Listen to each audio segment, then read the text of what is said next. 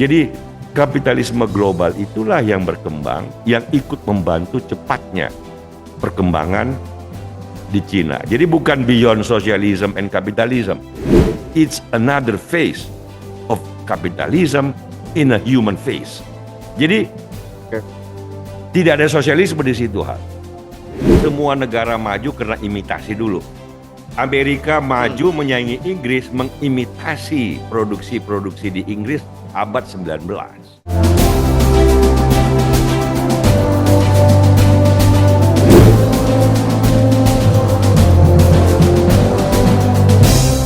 Tapi kalau menurut Celi sebagai political scientist ya, apa yang menurut Celi kurang mendapat perhatian dari Ke Eugene? Ya, jadi Maksudnya memang dari aspek yang lebih luas. betul. Jadi ini saya sebagai orang yang belajar ilmu politik dan international politics ya. Walaupun Ke Eugene latar belakangnya adalah international economics and finance, aspek itu agak kurang dijadikan satu acuan dalam melihat the Chinese miracle. Karena waktu Deng Xiaoping tahun 79 mulai buka Cina, 78 kan dia jadi pimpinan tertinggi. Itu dunia itu kebetulan. Saat itu kan juga di Amerika dan di Eropa muncul dua pemimpin yang menjadi simbol dari optimisme Barat waktu itu, quote and quote. Ada Ronald Reagan, ada Margaret Thatcher. Mereka pemimpin-pemimpin yang confident untuk lebih banyak lagi free trade, lebih banyak lagi perdagangan yang terbuka.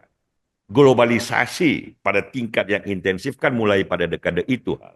Dan kebetulan ada teknologinya yang baru yang memungkinkan itu, yaitu internet, komunikasi baru, handphone. Kemudian dari segi logistik, kapal-kapal besar untuk pengangkut logistik yang membuat mata rantai produksi mungkin lebih gampang. Jadi ada faktor politik dan teknologi. Tapi faktor politiknya pada saat itu Amerika dan Eropa sangat percaya diri karena lihat Uni Soviet kan lagi turun, mau runtuh tahun 91. Jadi pada saat itulah di berbagai dunia termasuk Indonesia deregulasi ekonomi. Kebijakan ekonomi pro pasar oleh Pak Wijoyo, oleh Pak Harto. Jadi di Eropa hal yang sama kan terjadi dengan Thatcherism. Tony Blair yang menggantikannya juga pro pasar juga. Nah, situasi ini ya yang memudahkan Cina untuk tumbuh, ada jembatannya dengan Hong Kong kan, ada yang sudah berkembang menjadi pusat keuangan di Asia waktu itu. Jadi begitu Deng Xiaoping membuka Cina, produksi finance mengalir, perpindahan mata rantai produksi dari Eropa dan Amerika dengan gampang dimudahkan, bahkan diberikan preferensi khusus. Nah, puncaknya adalah pada tahun 2001 di mana Cina diterima dalam WTO. Nah, itu kan yang jadi milestone in history, bagaimana Cina pertama tahun 71-72 dibuka oleh Henry Kissinger dan Presiden Nixon. Ya kan? Kemudian mau selesai, masuk Deng Xiaoping, dia buka Cina. Pada saat dibuka, dunia memang memasuki era globalisasi yang intensif, di mana dua pemimpin terpenting saat itu, Ronald Reagan dan Margaret Thatcher, begitu confident. Ya udah, yang miskin kita dorong lebih maju.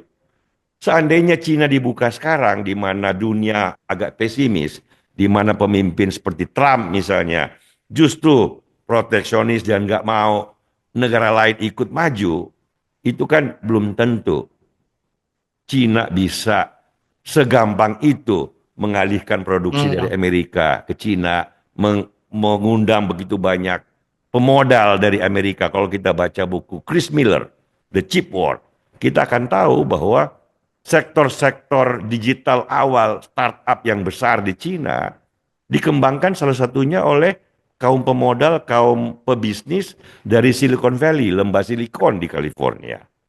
Ya kan, bagaimana dia dibantu oleh Jepang. Cerita tentang Alibaba, bagaimana Jack Ma sebelum membangun Alibaba, seorang guru sekolah, dia mencari modal di San Francisco, nggak dapat, dia ke Tokyo, ketemu dengan Masayoshi Son. Kemudian dia dapat pinjaman yang ringan untuk mengembangkan awal Alibaba. Nah, kalau tidak ada kondisi yang terbuka di negara-negara maju dan di negara-negara yang sudah terdepan saat itu seperti Amerika, Jepang, Inggris, Cina tidak segampang itu bisa membangun dengan cepat.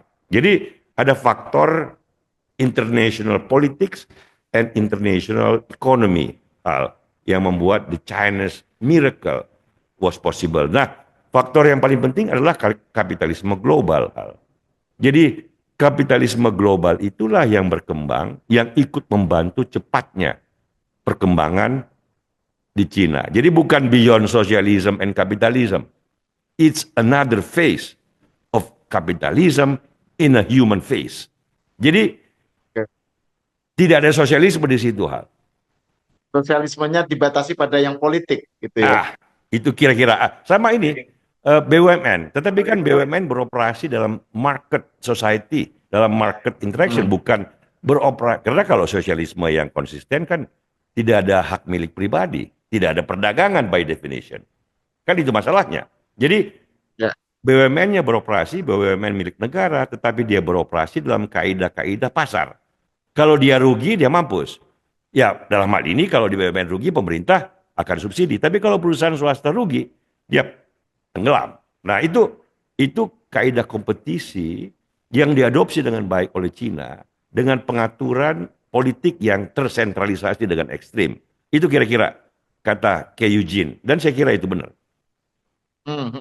Dan itu juga kan kalau Ke Eugene menekankan, kan dia juga menekankan tentang inovasi, Cel.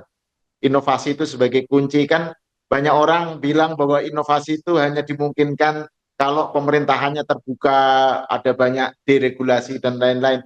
Tapi di Cina ternyata inovasi itu dimungkinkan. Nah, tadi kan Celi cerita tentang banyak barang-barang imitasi, mereka tadinya imitate, kemudian mereka innovate, gitu ya. Itu juga kan nggak mungkin kalau dalam konteks kapitalisme yang tidak global, gitu ya. Nah, sebenarnya dalam hal ini Ke Eugene juga agak melebih-lebihkan. Semua negara maju karena imitasi dulu. Amerika maju menyaingi Inggris, mengimitasi produksi-produksi di Inggris abad 19. Jepang maju setelah Perang Dunia Kedua dibantu oleh Amerika, juga pertama-tama kan mobilnya mobil kaleng-kaleng, imitasi dari produksi mobil di Detroit. Jadi bahwa imitasi adalah satu proses kemajuan, itu betul.